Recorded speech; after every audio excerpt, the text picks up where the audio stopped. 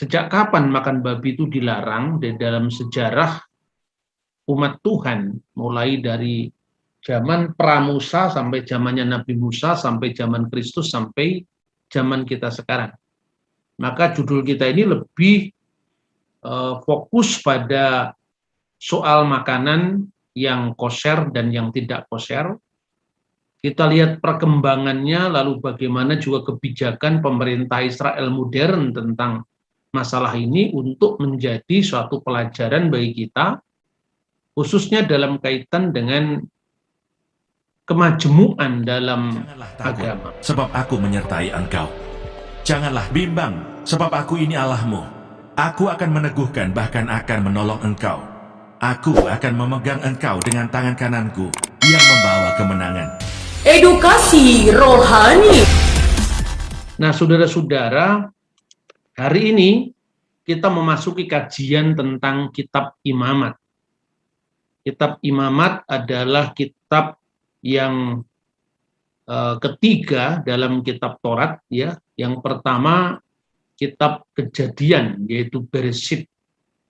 Nah, sebagaimana kita tahu bahwa judul-judul kitab Musa itu diambil dari kalimat pertama atau kata pertama yang mengawali ayat-ayatnya.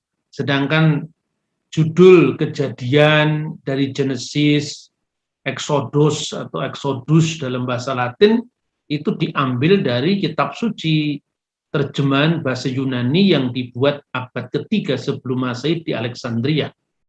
Nah, dari judul-judul Septuaginta itulah kita mengenal kata Kejadian, Keluaran, Imamat, Bilangan, dan Ulangan.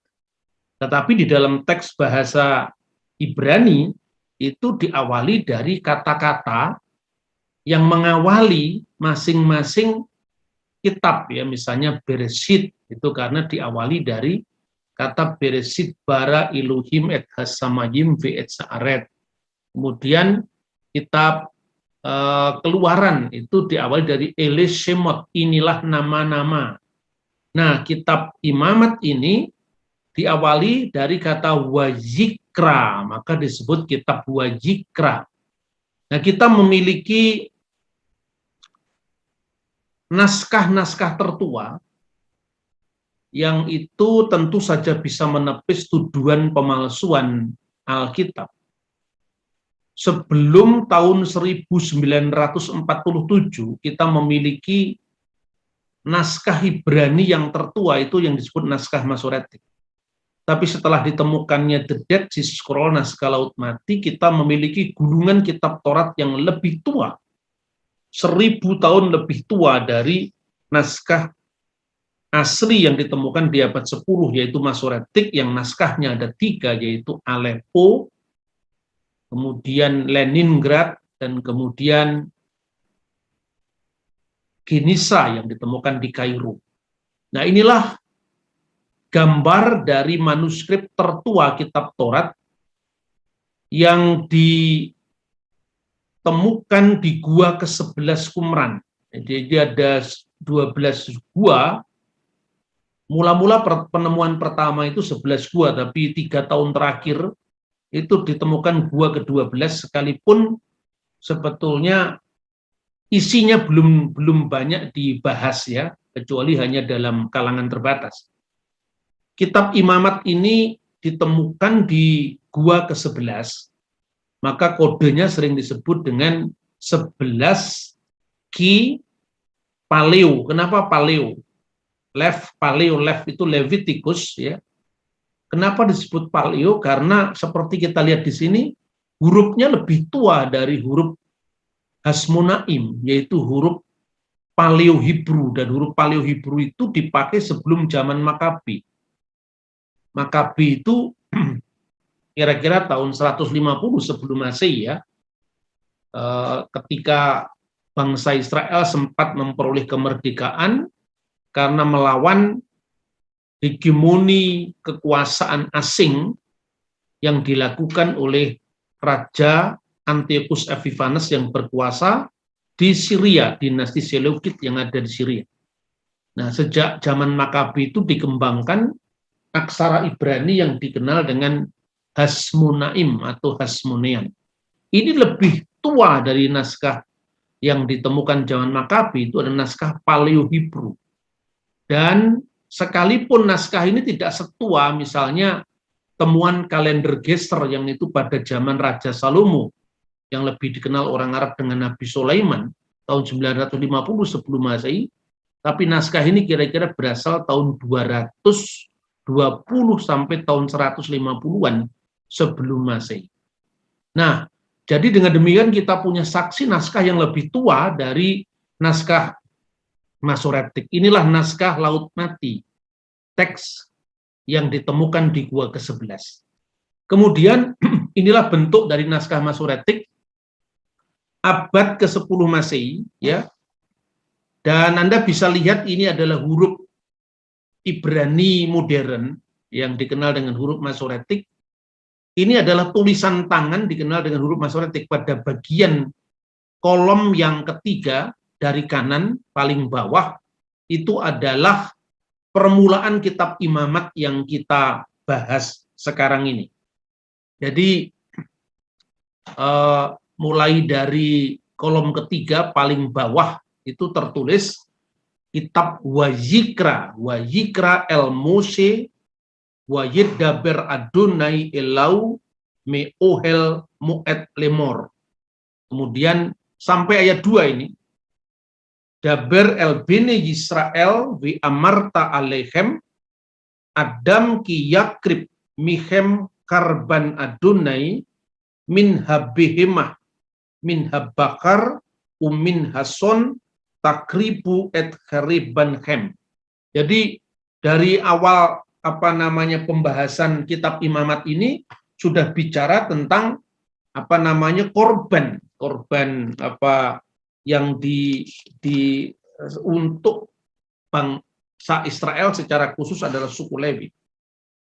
Jadi Wayikra, maka dia memanggil atau Tuhan memanggil Musa dan berfirman kepadanya dalam kemah pertemuan, berbicaralah kepada orang Israel. Maka kitab Imamat ini tentu dengan segala aturan-aturannya tentang hukum yang halal dan yang haram, korban bakaran, korban penebus salah, korban penebus dosa, itu memang ditujukan untuk Bene Israel, untuk orang-orang Israel. Dan katakanlah kepada mereka, yaitu mereka orang Israel, apabila seorang di antaramu hendak mempersembahkan persembahan kepada Tuhan, haruslah persembahanmu itu persembahkan itu dari ternak behemah, yakni dari lembu sapi, yaitu bakar, bahasa Arabnya juga sama. Kemudian dan kambing domba. Nah ini tentu teks ini bukan tanpa kebetulan, karena memang ini berbicara tentang bangsa Israel. Nah, saudara-saudara, kita sebelum masuk di dalam pembahasan tentang makanan yang kosher dan yang tidak kosher, kita akan melihat secara sistematik, mungkin hanya sambil lalu saja, tentang jenis-jenis korban yang dimuat dalam pasal 1 sampai pasal 9, pasal 1 sampai sebelum pasal 11 lah. Kemudian pasal 10 nanti berbicara tentang kematian dua anak Harun, ya. Jadi yang pertama itu adalah jenis korban yang namanya korban bakaran. Itu unsur-unsurnya lembu, kambing jantan atau burung jantan, burung tekepur, dan anak burung merpati untuk orang miskin, dibakar sampai habis dan tidak boleh bercacat celah. Itu syaratnya. Kemudian untuk apa tujuannya? Korban sukarela, tindakan penyembahan secara sukarela untuk perdamaian dosa yang tidak disengaja secara umum, ungkapan pengabdian dan penyerahan ketergantungan mutlak kepada Tuhan. Lalu korban sajian yang diatur dalam Imamat pasal 6 nanti secara detail diulangi lagi di dalam pasal 6 ayat 14 sampai 23, yaitu dari padi-padian, tepung, unggul, minyak, zaitun, kemenyan, roti yang dibakar, kue atau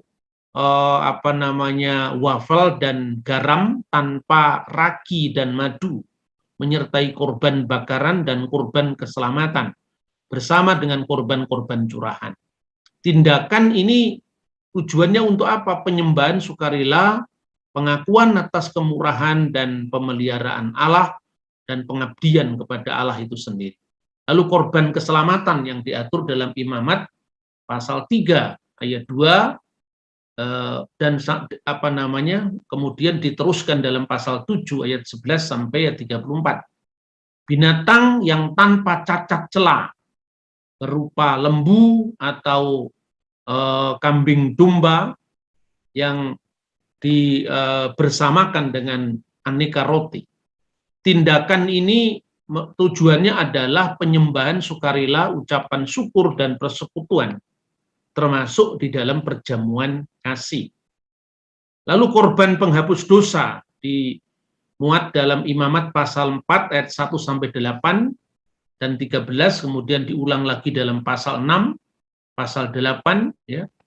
Intinya ada unsur-unsurnya: lembu muda untuk imam besar dan jemaah, kambing jantan untuk pemimpin, kambing betina dan anak domba untuk orang awam, tekukur dan anak burung merpati untuk yang miskin, dan 1/10 eva tepung yang terbaik yang untuk orang yang sangat miskin. Nah, apakah yang dijadikan tujuan dalam persembahan penebusan dosa ini, korban penebusan dosa ini adalah perdamaian untuk dosa yang tidak disengaja, dan di situ ada unsur pengakuan dosa, pengampunan, dan kemudian memisahkan diri dari segala jenis kenajisan secara ritual. Kemudian korban penebus salah yang diatur dalam Imamat pasal 5 ayat 14 sampai dengan pasal 6 ayat 7 dan pasal 7 ayat 1 dan 6. Itu adalah domba jantan dan anak domba. Ini perdamaian wajib ya, yang ditentukan bagi Bani Israel dengan dosa yang menuntut restitusi ya. Kemudian pentahiran dari segala kenajisan, dan di situ membayar restitusinya, dan itu merupakan aturan yang mungkin bagi orang yang bukan Israel tentu itu sangat jelimet sekali. Nah, contoh-contoh misalnya ya, di dalam Imamat pasal 3 ayat 15 dan 16 itu diatur bahwa ketika mempersembahkan korban itu maka lemaknya tidak boleh tidak harus dibakar habis. Apa tujuannya di situ? Apakah itu semata-mata karena lemak binatang atau ada tersembunyi tujuan yang lain? Sebab konteks dalam hukum-hukum Tuhan yang sangat jelimet untuk Bani Israel itu adalah konteks ketaatan ketika mereka dipersiapkan sebagai bangsa yang sedang eksodus menuju ke tanah perjanjian sesuai yang diamanatkan atau dijanjikan Tuhan. Di dalam Imamat pasal 3 ayat 16 itu yang disebut helep itu lemak, itu seluruhnya ladunai untuk Tuhan. Jadi kal helep ladunai, karena segala lemak adalah milik Tuhan. Ini kalau dipahami secara awam, ini apa artinya? Padahal di situ sebetulnya ada simbol-simbol yang mau ditekankan di dalam kitab Taurat. Di sini yang dimaksud lemak itu bukan lemak biasa yang tidak ada maknanya, tetapi di situ adalah lemak yang dari binatang, lemak yang gemuk yang membungkus ginjal. Maka disebutkan di dalam pasal 3:15 itu, kedua buah pinggang dan lemak yang melekat padanya harus dipisahkannya beserta buah pinggang itu. Nah, pelanggaran terhadap hal seperti ini juga dicatat di dalam 1 Samuel pasal 2, 15 dan 17, di mana dikaitkan dengan dosa dari anak-anak Eli. Kenapa pelanggaran ritual begini begitu kerasnya? Karena itu adalah disiplin ketaatan. Saya pernah sampaikan bahwa Eksodus itu ibarat seorang tentara yang menuju perang, dan itu disiplin harus ditegakkan benar-benar sehingga mereka yang melanggar disiplin yaitu harus ditindak tegas tanpa pandang bulu, karena satu yang melanggar, bahwa semuanya akan melanggar, dan itu akan merusakkan seluruh tatanan yang Tuhan sampaikan untuk tujuan yang lebih besar.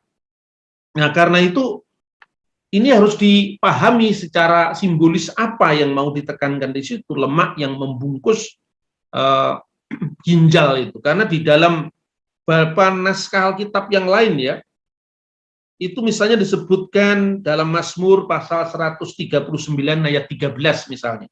Sebab engkau yang membentuk buah pinggangku. Ya, buah pinggang itu kilyotai, buah pinggangku. Akulah Tuhan, misalnya disebutkan di dalam ayat yang lain ya, misalnya disebutkan dalam kitab Yeremia misalnya. Kitab Yeremia itu membahas tentang buah pinggang. Akulah Tuhan yang menyelidiki hati. Nah, hati itu love dalam bahasa Ibrani. Yang menguji batin itu kilayot. Nah, kata batin, kilayot, maupun kata buah pinggang, ya, itu seakar kata, yaitu kilyah. Akar katanya. Jadi artinya bahwa lemak yang membungkus ginjal itu artinya bagian yang terdalam dalam tubuh manusia. Seperti lemak yang padat itu menyembunyikan organ-organ rahasia yang terdalam dalam hati, dalam love, ya, dalam kilayot, dalam diterjemahkan buah pinggang atau kadang-kadang batin. Begitu juga bagian yang terdalam dari jiwa manusia itu menjadi misteri Allah. Jadi itu sebetulnya ada simbol-simbol yang disampaikan. Tetapi lepas daripada semua itu, yang menjadi penekanan itu adalah ketaatan. Jadi misalnya sekarang ya, sebelum kita masuk di dalam soal kosher atau tidak kosher. Misalnya Allah mengharamkan bagi Israel babi, atau onta, atau pelanduk, atau kelinci. Tidak perlu dicari kenapa itu tidak boleh dimakan, mungkin secara medis dan sebagainya. Tetapi penekanannya itu adalah karena itu dilarang maka tidak boleh dimakan. Jadi ketaatan yang mutlak, absolut kepada perintah Tuhan. Jadi kalau dikatakan misalnya kelinci itu tidak kosher, unta tidak kosher, babi tidak kosher, ya, pelanduk tidak kosher. Jadi menurut Imamat pasal 11, babi itu urutan keempat yang diharamkan. Setelah unta, kemudian pelanduk, kemudian kelinci, baru babi. Jadi tingkat yang urutannya itu adalah keempat. Apakah berarti kelinci itu sesuatu yang kotor, sesuatu yang dibenci, sesuatu yang harus dimusuhi? Apakah pelanduk, apakah onta itu sesuatu yang menjijikkan, atau demikian juga babi itu menjijikkan? Saya kira tidak. Imamat pasal 11 itu diungkapkan dalam konteks upacara-upacara ritual bagi imam-imam Lewi. Makanya disebut sebagai kitab imamat orang Lewi, ya. Itu tekanannya karena binatang-binatang korban itu dibahas dalam konteks persembahan-persembahan atau korban-korban yang dijelaskan dalam korban penebus salah, korban penebus dosa, ya. Itu bukan sekedar kosher atau tidak kosher, tetapi kosher dan tidak kosher secara ritual. Jadi artinya bukan babi itu kotor, babi itu najis, unta itu kotor, unta itu najis, kelinci itu kotor, kelinci itu najis, tapi karena kelinci, babi, pelanduk, unta dilarang, maka itu menjadi tidak kosher, menjadi tidak boleh dimakan bagi orang Yahudi. Bukti bahwa kalau dinyatakan itu adalah tidak kosher atau tidak boleh dimakan atau itu diharamkan, bukan berarti itu najis. Terbukti apa? Kalau kita lihat mulai awal dari konteks penciptaan misalnya ya, ketika Tuhan menciptakan alam semesta, mulai dari pertama, hari kedua, hari ketiga, hari keempat, hari kelima, dan ini puncaknya penciptaan manusia. Itu Tuhan selalu mendeskripsikan pekerjaannya itu dengan ungkapan wayar Elohim kitov. Dan dilihatlah oleh Allah semuanya itu baik. Sampai pada puncak penciptaan manusia itu dikatakan bukan sekedar baik, tapi sungguh amat baik. Wayar Elohim et kal aser asa, maka dilihatlah oleh Elohim segala yang dibuatnya itu, ya, wahinneh, dan sungguh, ya, hinneh itu penekanan bahasa Arabnya itu adalah inna. Ya, misalnya innallaha ma'asobirin misalnya dalam Quran. Inna itu sungguh, sesungguhnya. Wahinneh, dan sungguh tof me'ot. Sangat baik. Baik terlalu baik. Jadi sungguh ditambahi lagi me'ot terlalu. Artinya semua ciptaan itu di mata Tuhan tidak ada ciptaan yang najis. Tidak ada ciptaan yang dibenci, tidak ada. Itulah maknanya ketika Rasul Paulus di dalam Roma pasal 14 ayat 20 kalau tidak salah, bisa dicek. Semua adalah tahir, tetapi celakalah orang yang karena makanannya saudaranya jadi tersandung. Jadi semua adalah tahir itu adalah hukum asal, di mana Tuhan memandang semuanya baik.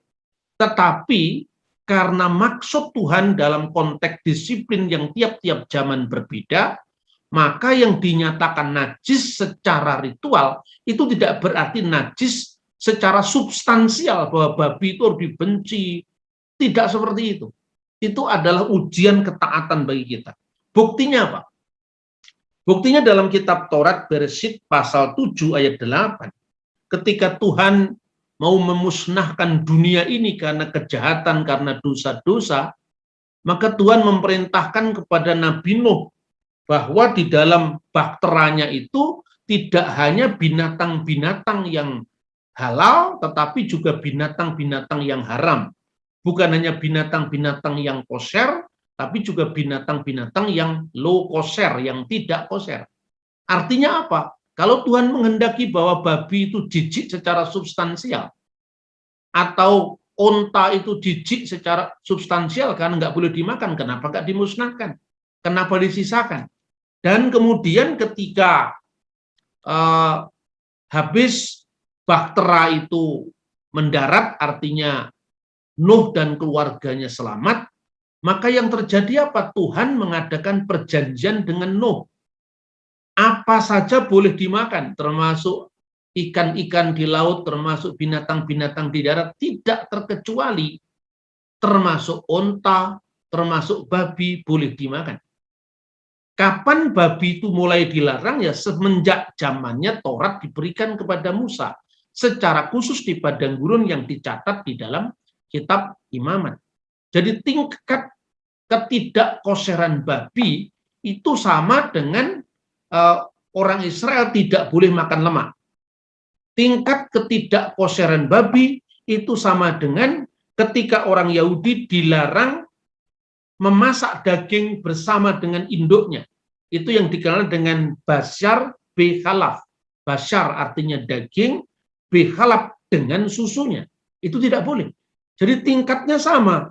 Kalau Anda makan di McD, kemudian mencampur antara daging dengan susu, itu haramnya sama dengan haramnya babi atau haramnya onta. Itulah sebabnya di Israel modern ada McD yang kosher dan ada McD yang tidak kosher. Nah itu saudara-saudara. Jadi setelah Nuh kemudian selamat dari banjir besar yang Tuhan kehendaki karena dosa-dosa dan kejahatan manusia itu, maka ditentukan untuk orang-orang Goyim, jadi orang-orang bukan Yahudi, karena waktu itu ya zamannya Nuh Yahudi belum ada. Tetapi hukum Yahudi sendiri ini sekedar sebagai sebuah perbandingan. Saya tidak mencari pembenaran dari kitab Talmud, tidak. Ini sekedar sebuah perbandingan. Traktat Sanhedrin 56a misalnya, mengatur bagi orang-orang Goyim, di mana orang-orang Goyim tidak diberlakukan hukum Musa, yaitu imamat pasal 11. Jadi Anda itu mau Batak, mau Ambon, Jawa, ya kemudian Filipina, Hindu, Buddha, Islam, kita ini semua sama-sama Goyim.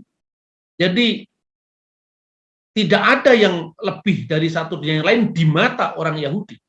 Jadi derajatnya orang Kristen yang Goyim, ya, bukan orang Kristen yang Yehudim, orang Kristen yang menerima hukum Taurat, itu kira-kira ya sama dengan orang-orang Goyim yang lain.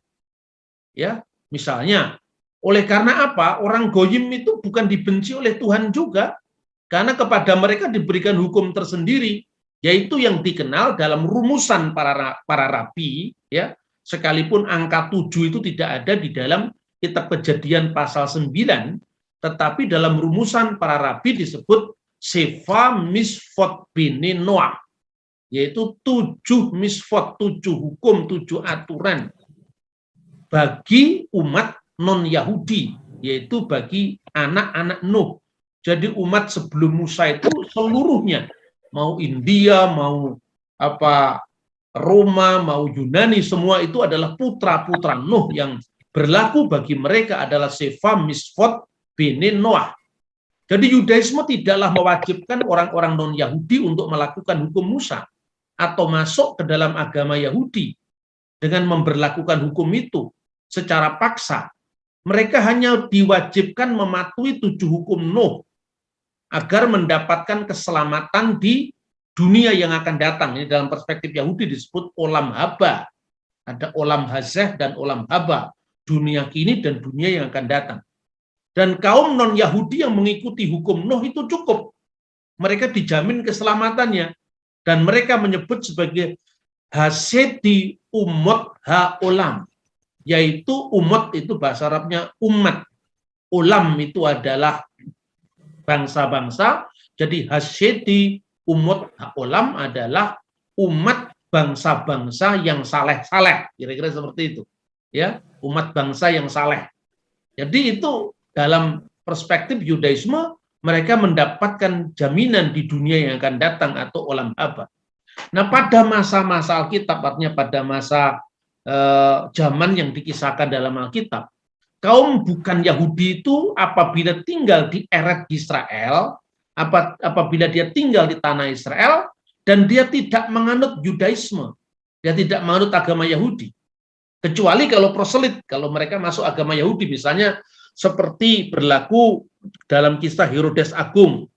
Herodes Agung itu dari suku Edom yang rasnya termasuk bangsa Arab, yang kemudian masuk agama Yahudi, maka berlaku bagi mereka hukum agama Yahudi. Itulah yang disebut orang-orang proselites, orang-orang yang disebut sebumenois, orang-orang yang takut kepada Allah sekalipun rasnya bukan Yahudi, tapi mengikuti hukum Yahudi, makanya berlaku atas mereka hukum Musa.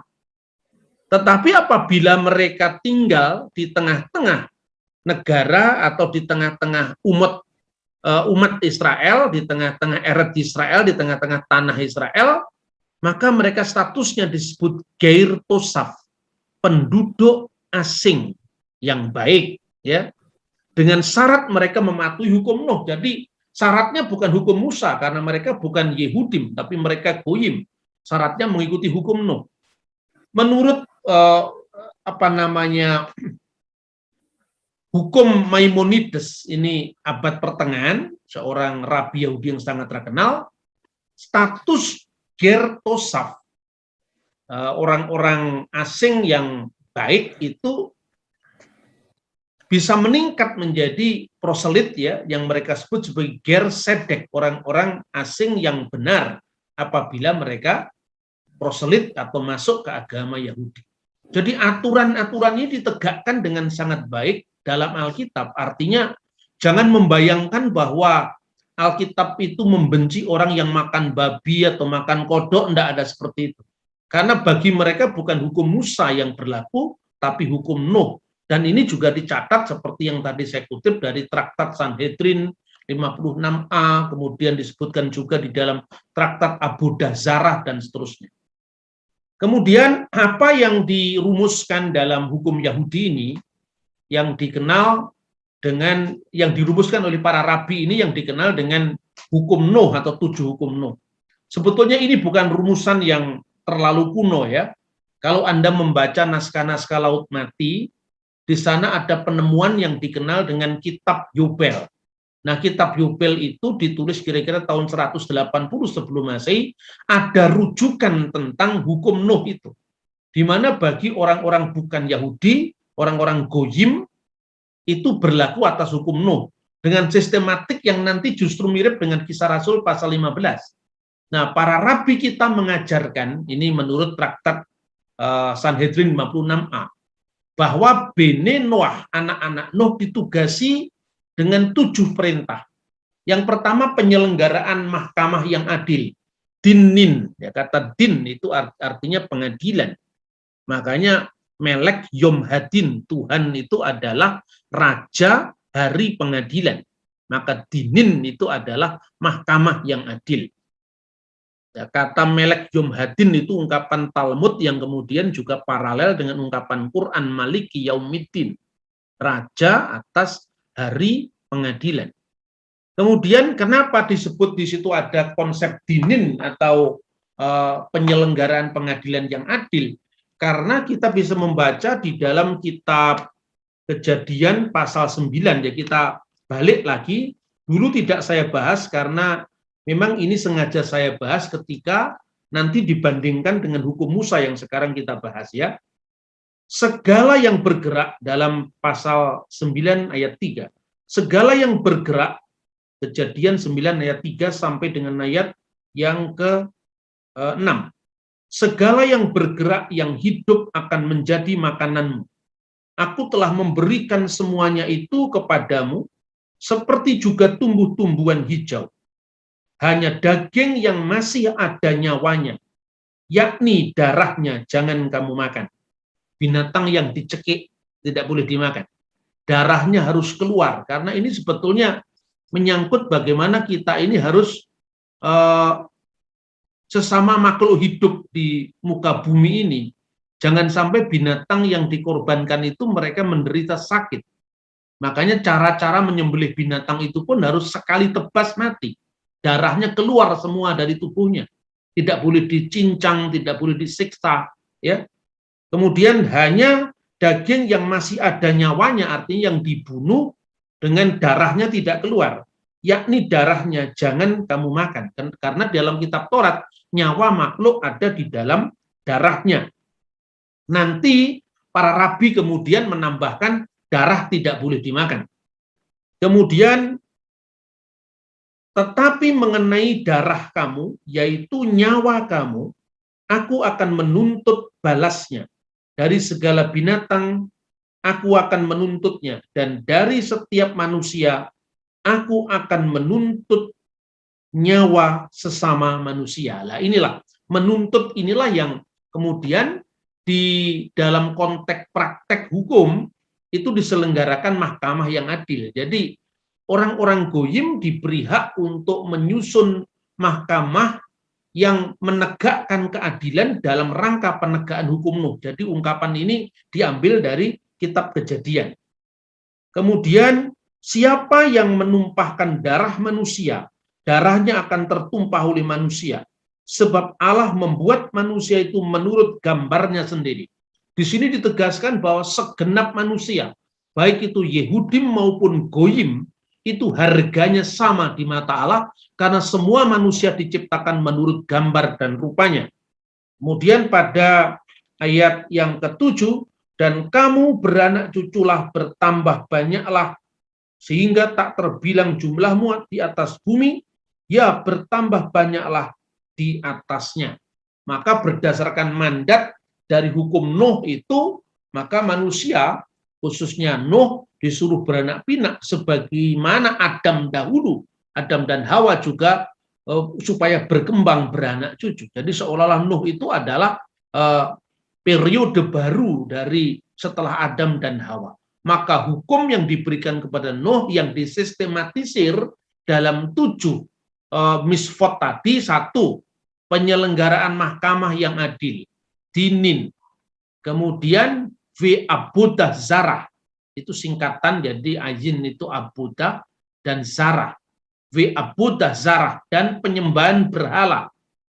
Kemudian yang ketiga, birkat Hashem, dan memberkati Tuhan, menista Tuhan, karena kata birkat di sini adalah bentuk eufemisme, penghalusan untuk kata mengutuk nama Tuhan. Yang pengutuknya, penistanya dinamakan Megadev, ya, penista Tuhan, penista agama. Jadi seperti birkat haminim, secara harafiah artinya berkat bagi orang-orang sesat. Tapi itu eufemisme dari kutukan terhadap orang-orang sesat. Maka birkat Hashem mengutuk Tuhan. Lalu imoralitas seksual, ya, vegilui arayot, ya, melakukan imoralitas seksual. Kemudian yang berikutnya adalah vesefikut damim, penumpahan darah. Maka ungkapan dan darah manusia dituntut, ya, itu konteksnya adalah pembunuhan. Kemudian tindakan kekerasan, gesel, tindakan kekerasan, dan yang terakhir adalah efer min hakai, yaitu makan binatang yang ada darahnya, yang di dalamnya masih ada darahnya. Itu saja hukum Nuh yang berlaku, tidak berlaku hukum Musa. Jadi saya ulang lagi, Anda mau Batak, mau Jawa, mau Cina, mau Papua, Anda goyim, saya goyim bersama dengan Anda, bukan kita Yahudi, maka hukum Musa itu hanya berlaku bagi orang-orang Yahudi. Jadi jangan merasa kalau Anda tidak makan babi, Anda lebih kitab Taurat, Anda masih makan onta, masih makan belut, masih makan cumi-cumi, masih makan udang, itu semua kan tidak kosher, ya. Itu kira-kira pandangan kitab Taurat, dan kemudian diteguhkan, dirumuskan lebih detail dalam hukum Yahudi. Nah, maka kalau bisa dibuat sistematiknya, Imamat pasal 11 itu, coba perhatikan ayat 2. Katakanlah kepada Bani Israel, ya, kepada Bani Israel, Bani Israel. Inilah yang tidak boleh kamu makan. Jadi dari jenis mamalia, karnivora, itu binatang. Kita bisa membaca di dalam kitab Imamat pasal 11. Mari kita lihat teksnya. Ya, kalau Anda jelas teksnya, ya memang unta itu dilarang. Jadi derajat keharamannya atau ketidakkoserannya babi sama dengan Anda makan unta. Sama dengan tradisi orang-orang Arab tertentu meminum kencing unta sebagai obat. Itu sama derajatnya. Itu jijik secara ritual. Bahwa kemudian apa benar kencing unta itu memiliki fungsi medis, itu urusan lain. Tapi konteksnya di sini bagi orang Yahudi adalah ketaatan. Ya, sekalipun saya tidak percaya kalau kencing unta itu memiliki istilahnya khasiat, ya, saya tidak percaya itu. Tapi artinya kalaupun itu ya memiliki khasiat, tentu ini bukan juga dibenci, karena konteks kosher dan tidak kosher itu bukan kenajisan atau kejijikan secara substansial, karena semua itu adalah ciptaan Tuhan. Maka saya selalu mengatakan, terus babi ini salah yopo, kok kita harus marah sama babi, gitu. Itu kira-kira seperti itu. Imamat pasal 11. Lalu Tuhan berfirman kepada Musa dan Harun, katakanlah kepada mereka. Ayat 2, katakanlah kepada Bani Israel begini, inilah binatang-binatang yang boleh kamu makan dari segala binatang kaki 4 yang ada di atas bumi. Setiap binatang yang berkuku belah, yaitu yang kukunya bersela panjang dan yang memamah biak, boleh kamu makan. Itu misalnya sapi, kambing, boleh dimakan. Tetapi ayat 4, inilah yang tidak boleh kamu makan dari yang memamah biak atau dari yang berkuku belah unta, karena memang memamah biak tetapi tidak berkuku belah. Haram itu bagimu. Unta. Juga pelanduk karena memang memamah biak tetapi tidak berkuku belah. Haram itu bagimu. Jadi kedua, pelanduk. Juga kelinci karena memang memamah biak tetapi tidak berkuku belah. Haram bagimu. Demikian juga babi karena memang berkuku belah, yaitu kukunya bersela panjang tapi tidak memamah biak. Haram itu bagimu. Dan seterusnya. Jadi kira-kira kalau disistematisir, tingkat yang pertama dilarang itu adalah daging onta, kemudian yang kedua pelanduk, yang ketiga adalah kelinci, dan yang keempat adalah babi. Tapi di antara mamalia, jenis mamalia itu kelelawar juga tidak boleh. Itu makanya paniki di Manado tidak boleh. Kuda tidak boleh dimakan. Jadi tingkat ketidakkoserannya sama dengan babi. Lalu burung-burung buas, pemangsa, tidak boleh dimakan. Reptil, semua nggak boleh dimakan. Jadi suike, semua nggak boleh dimakan. Suike yang disukai orang-orang Tionghoa. Tidak boleh dimakan sama orang Yahudi, tapi boleh dimakan sama orang Tionghoa sesuai dengan hukum Nuh. Kemudian hewan-hewan yang di air, semua yang non-ikan. Di antara ikan semua yang tidak memiliki sirip dan tidak bersisik, ikan patin nggak boleh dimakan, belut tidak boleh dimakan, lele tidak boleh dimakan. Jadi bagi orang Yahudi itu tidak koser, tapi bagi orang Batak itu boleh karena hukum yang berlaku hukum Nuh. Bagi orang Muslim itu boleh, makanya orang Muslim banyak yang suka belut, banyak yang suka cumi-cumi, banyak yang suka daging onta. Ya, kemudian serangga, jenis serangga, semua kecuali belalang atau belalang jenis tertentu yang menurut sebagian besar tidak dapat diidentifikasikan saat ini. Jadi ada itu dari buku para rabi itu disebutkan secara detail sekali.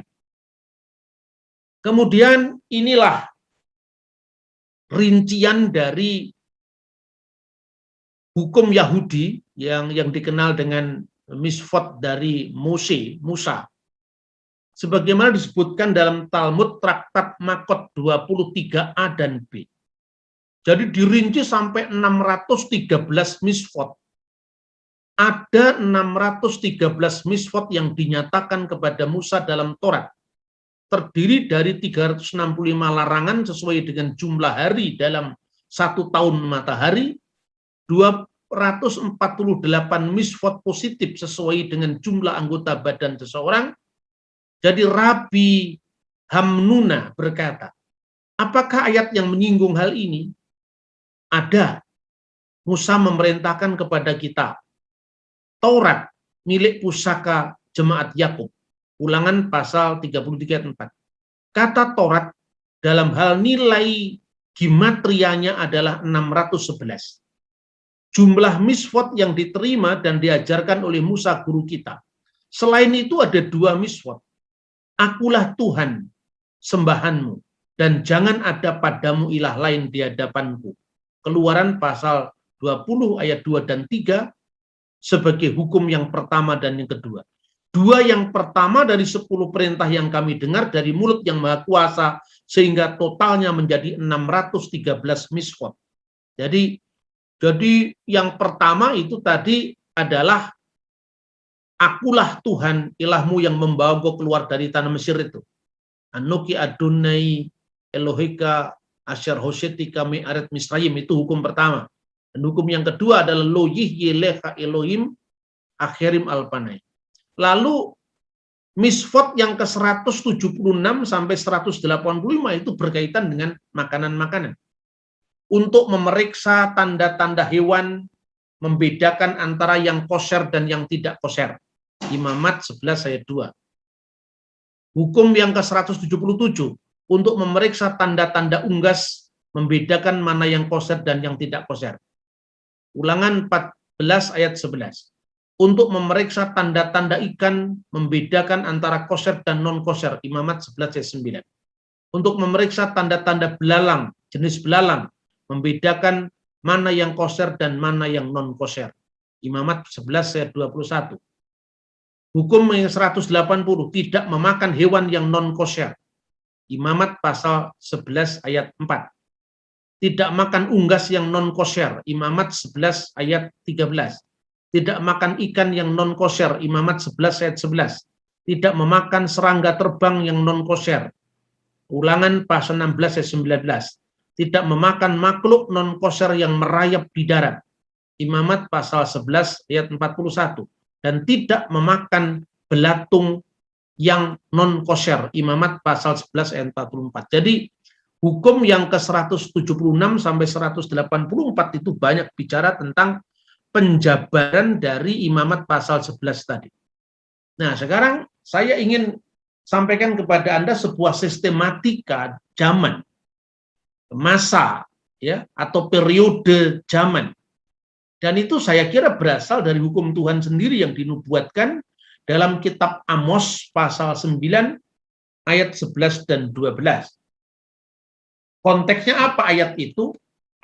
Ayat itu adalah konteksnya berbicara tentang janji Tuhan yang akan membangun kembali pondok Daud yang roboh. Jadi artinya itu setelah peristiwa runtuhnya negara Israel Raya pada masa Salomo, kemudian pecah menjadi dua setelah pembuangan Babel dan seterusnya, maka tidak ada kerajaan yang sebesar kerajaan Raja Daud itu dan Salomo itu, dan saat itulah Tuhan menjanjikan di dalam kitab Amos pasal 9 ayat 11 dan 12. Pada hari itu aku akan mendirikan kembali pondok Daud yang telah roboh. Aku akan menutup pecahan dindingnya dan akan mendirikan kembali reruntuhannya. Aku akan membangunnya kembali seperti di zaman dahulu kala, supaya mereka menguasai sisa-sisa bangsa Edom, dan segala bangsa ku sebut milikku. Kol hagoyim, segala bangsa. Jadi artinya segala bangsa non-Yahudi, tidak hanya Yehudim tetapi juga kol hagoyim, segala bangsa akan disebut milikku. Dan itu nubuatan pada zaman Mesias. Demikian firman Tuhan yang melakukan hal ini. Demikian firman Tuhan yang melakukan hal ini. Jadi Tuhanlah yang memberikan putusan itu. Neum Adonai Oseh. Tuhan yang telah membuat, melakukan semua putusan ini. Pada zaman sebelum air bah, ini tentu adalah zaman manusia pertama, Adam dan Hawa, sampai sebelum air bah. Dalam Alkitab, sebagaimana disebutkan juga oleh tafsiran para rabi, kita tidak mendapatkan informasi yang jelas di dalam kitab Taurat, kira-kira aturan pada zaman Adam dan Hawa seperti apa. Para rabi punya tafsiran, dan juga banyak pendeta atau rohaniwan Kristen, para penafsir Kristen punya tafsiran, tetapi itu eksplisit tidak ada dalam Alkitab. Misalnya ada yang menafsirkan zaman Adam dan Hawa mula-mula itu vegetarian misalnya, tetapi itu tidak ada informasinya. Yang jelas ada informasinya itu setelah air bah, di mana dirumuskan di dalam tradisi rabbinik sebagai Sefa Misfot Benin Noah, yaitu 7 peraturan untuk anak-anak Nuh. Dan peraturan itu diikat oleh Tuhan sendiri untuk seluruh umat di bumi, termasuk Indonesia, termasuk Batak, termasuk Tionghoa, termasuk Ambon. Maka dikatakan et hasti natati be'ana, kutaruh gandewaku, kutaruh busurku di atas awan.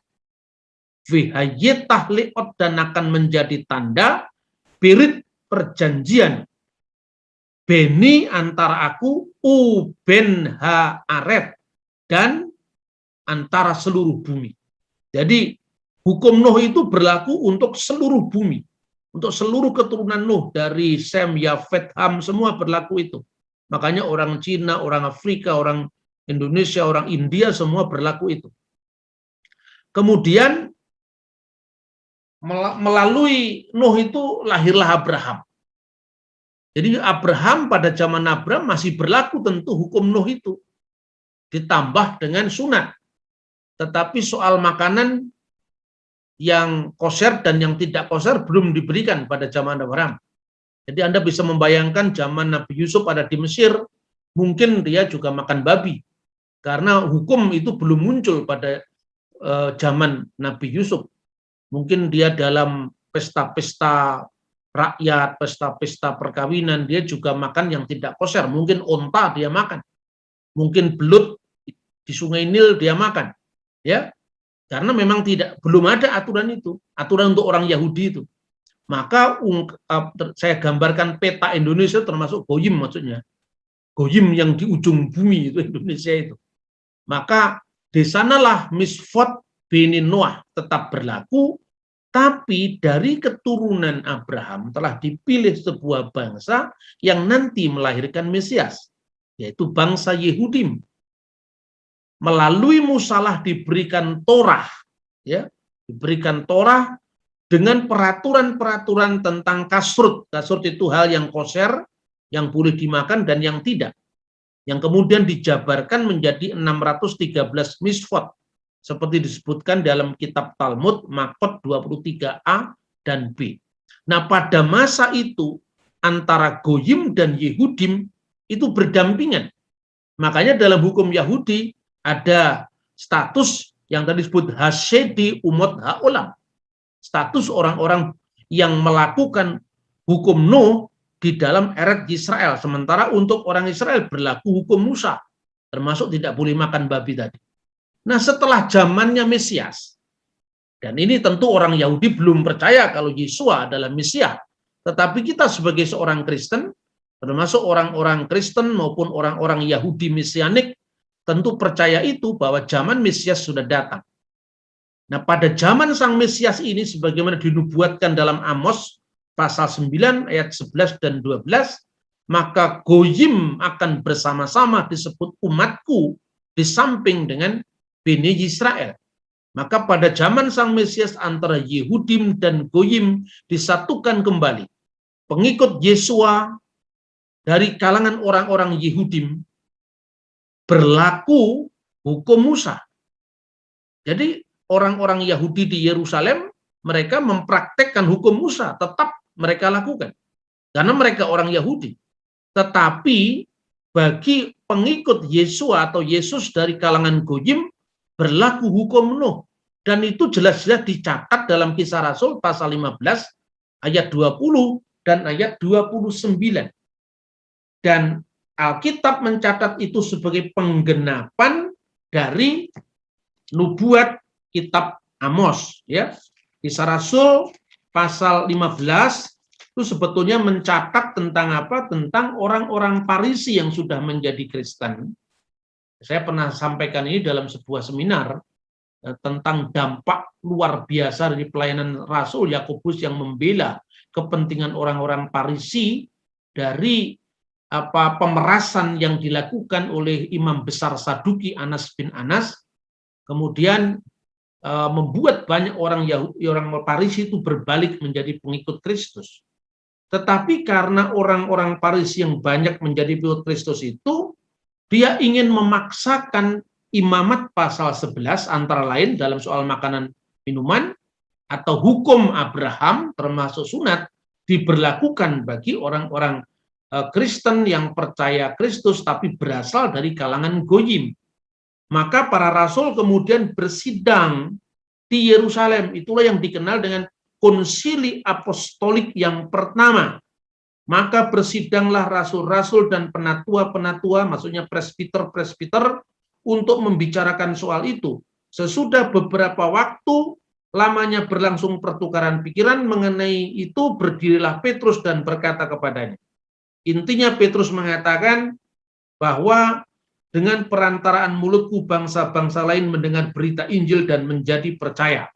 Petrus mengatakan itu. Karena itu dia mengusulkan bahwa ayat 9, dan ia sama sekali tidak mengadakan perbedaan antara kita dengan mereka. Sesudah ia menyucikan hati mereka oleh iman. Jadi Petrus menekankan sebagaimana yang dibuatkan oleh kitab Amos tadi. Dengan demikian, mengapa kamu mencobai Allah dengan meletakkan pada tengkuk murid-murid itu suatu kok yang tidak dapat dipikul baik oleh nenek moyang kita, maksudnya orang-orang Yahudi, maupun oleh kita sendiri. Sebaliknya kita percaya bahwa oleh kasih karunia Tuhan Yesus Kristus, kita akan beroleh keselamatan sama seperti mereka juga. Sesudah Rasul Petrus, kemudian mereka menyaksikan bagaimana Rasul Paulus dan Rasul Barnabas menceritakan segala tanda mujizat yang dilakukan Allah dengan perantaraan mereka di tengah-tengah orang-orang Goyim. Jadi kesaksian dari Saulus dan Barnabas ini meneguhkan bahwa Tuhan tidak membeda-bedakan bangsa lain dengan bangsa Yahudi seperti yang dinubuatkan dalam kitab Amos tadi.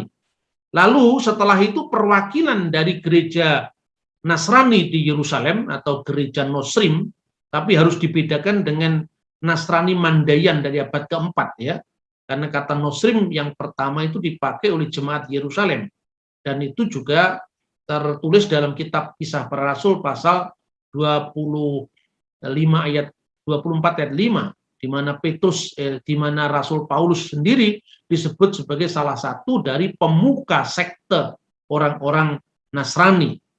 Kemudian kelompok Yakobus, artinya umat Kristen, umat Yahudi Kristen yang diwakili Yakobus, itu setuju. Dan dia mengatakan, Simon telah menceritakan bahwa sejak semula Allah menunjukkan rahmat-Nya kepada bangsa lain, yaitu dengan memilih suatu umat dari antara mereka bagi namanya. Hal itu sesuai dengan ucapan para nabi seperti yang tertulis. Lalu dikutiplah kitab Amos tadi, pasal 9 ayat 11 dan 12. Lalu, sebab itu aku berpendapat, ini Yakobus, bahwa kita tidak boleh menimbulkan kesulitan bagi mereka bangsa-bangsa lain yang berbalik kepada Allah, tetapi kita harus menulis surat kepada mereka supaya mereka menjauhkan diri dari makanan yang dicemarkan berhala-berhala. Ini bagian dari abodazarah.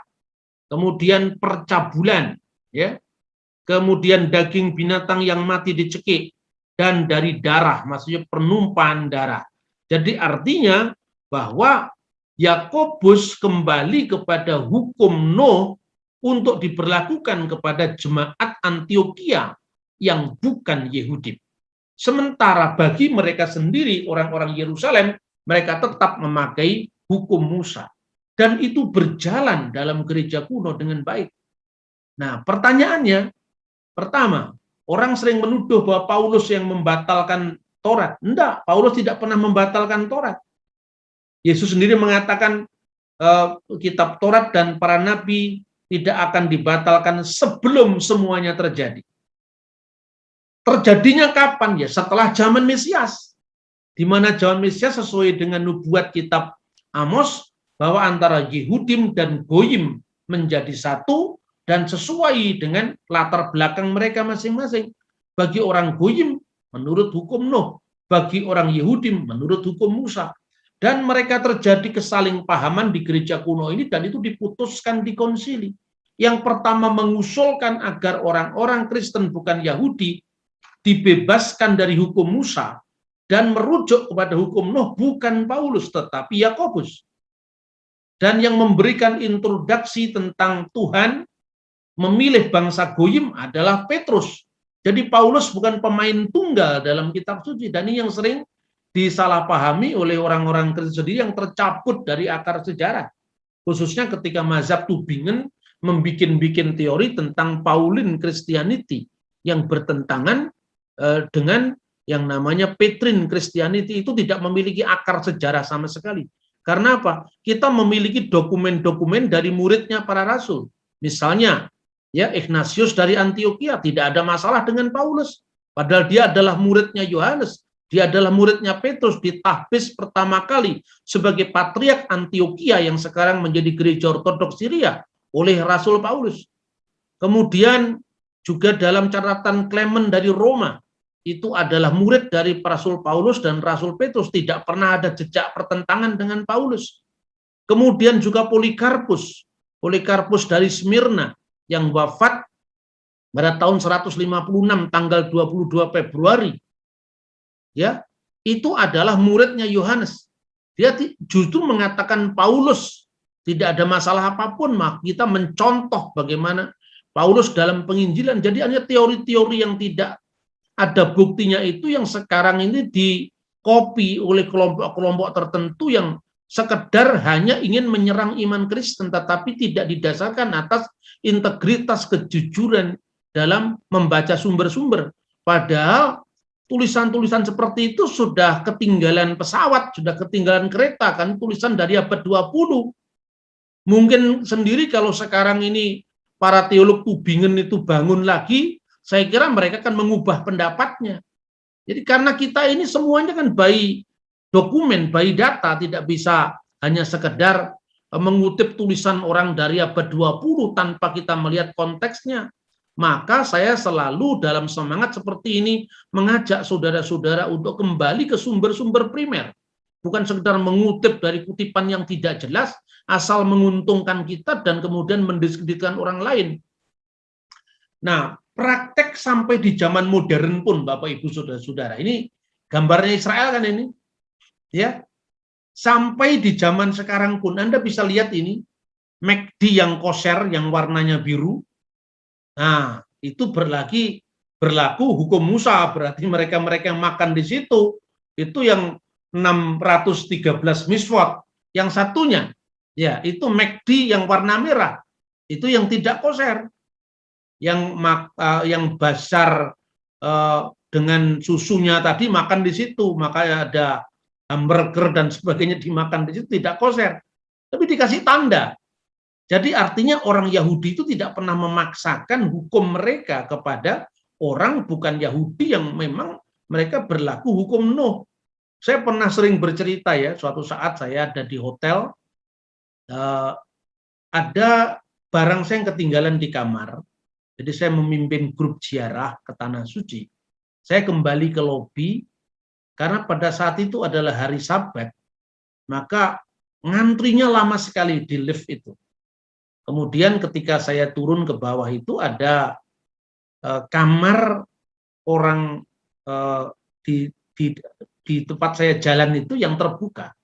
Lalu ada seorang anak remaja panggil-panggil saya, minta tolong, bisakah kamu tolong saya? Untuk apa? Saya bilang, silakan masuk, Zul masuk ke kamar. Matikan HP saya. Lalu saya matikan HP.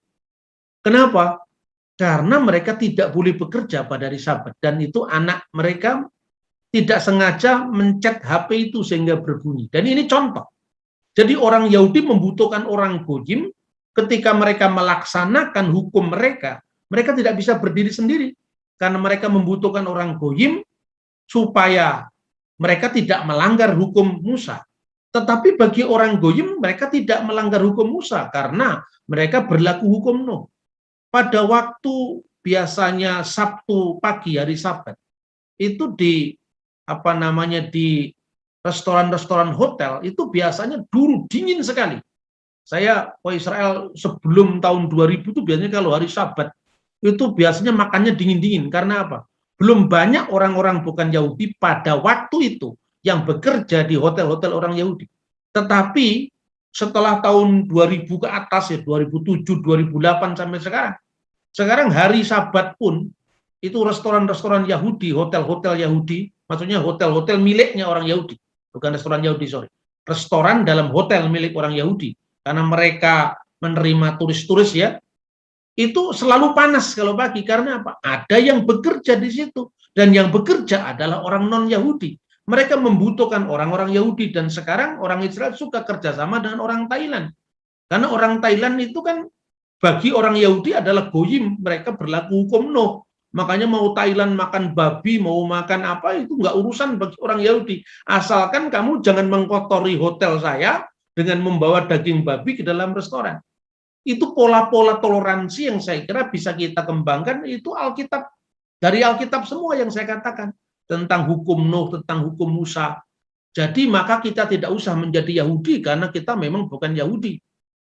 Karena ini berkaitan dengan Yehudim dan Goyim, maka sebagai orang Jawa saya memberi simbol. Saya memakai baju batik, ini jelas Goyim ini, karena Israel nggak ada baju batik. Tapi ketika saya pakai topi tulisan Yerusalem begini, ini Yehudim. Saya ingin melihat ini pada proporsinya. Sehingga bagi orang Yahudi tidak memaksakan hukum Yahudi. Lalu kenapa kita usil ketika orang Bali makan babi? Atau kenapa kita harus menuntut label halal di restoran-restoran di Tanah Minahasa atau di Manado?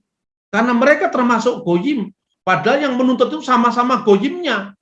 Babi nggak dimakan, cuma satu, tapi cumi-cumi dimakan, belut dimakan, onta dimakan. Hanya dikecualikan satu aja nggak dimakan, yang lain dimakan. Jadi sama-sama Goyim, satunya Goyim lengkap, satunya Goyim min satu, yaitu tidak makan babi. Maka janganlah seperti itu. Mari kita mencontoh bagaimana sejarah Islam di tanah Jawa. Nah ini. Amsal pasal 29. Siapa bersih tegang leher, walaupun telah mendapat teguran, akan sekonyong-konyong diremukkan tanpa dapat dipulihkan lagi. Jika orang benar bertambah, bersukacitalah rakyat. Tetapi jika orang fasik memerintah, berkeluh kesahlah rakyat. Orang yang mencintai hikmat, menggembirakan ayahnya. Tetapi siapa yang bergaul dengan pelacur, memboroskan harta. Dengan keadilan, seorang raja menegakkan negerinya. Tetapi orang yang memungut banyak pajak, meruntuhkannya. Orang yang menjilat sesamanya, membentangkan jerat di depan kakinya. Orang yang jahat terjerat oleh pelanggarannya, tetapi orang benar akan bersorak dan bersukacita. Orang benar mengetahui hak orang lemah, tetapi orang fasik tidak mengertinya. Pencemooh mengacaukan kota, tetapi orang bijak meredakan amarah. Jika orang bijak berperkara dengan orang bodoh, orang bodoh ini mengamuk dan tertawa, sehingga tak ada ketenangan. Orang yang haus akan darah membenci orang saleh, tetapi orang yang jujur mencari keselamatannya. Orang bebal melampiaskan seluruh amarahnya, tetapi orang bijak akhirnya meredakannya. Kalau pemerintah memperhatikan kebohongan, semua pegawainya menjadi fasik. Si miskin dan si penindas bertemu, dan Tuhan membuat mata kedua orang itu bersinar. Raja yang menghakimi orang lemah dengan adil, tahtanya tetap kokoh untuk selama-lamanya. Tongkat dan teguran mendatangkan hikmat, tetapi anak yang dibiarkan mempermalukan ibunya. Jika orang fasik bertambah, bertambahlah pula pelanggaran, tetapi orang benar akan melihat keruntuhan mereka. Didiklah anakmu, maka ia akan memberikan ketentraman kepadamu dan mendatangkan sukacita kepadamu. Bila tidak ada wahyu, menjadi liarlah rakyat.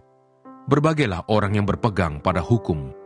Dengan kata-kata saja seorang hamba tidak dapat diajari, sebab walaupun ia mengerti, namun ia tidak mengindahkannya.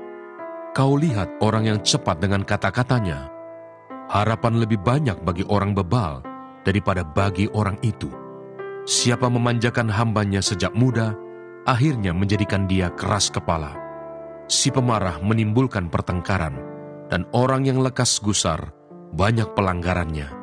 Keangkuhan merendahkan orang, tetapi orang yang rendah hati menerima pujian. Siapa menerima bagian dari pencuri, membenci dirinya. Didengarnya kutuk, tetapi tidak diberitahukannya. Takut kepada orang mendatangkan jerat, tetapi siapa percaya kepada Tuhan, dilindungi. Banyak orang mencari muka pada pemerintah, tetapi dari Tuhan orang menerima keadilan.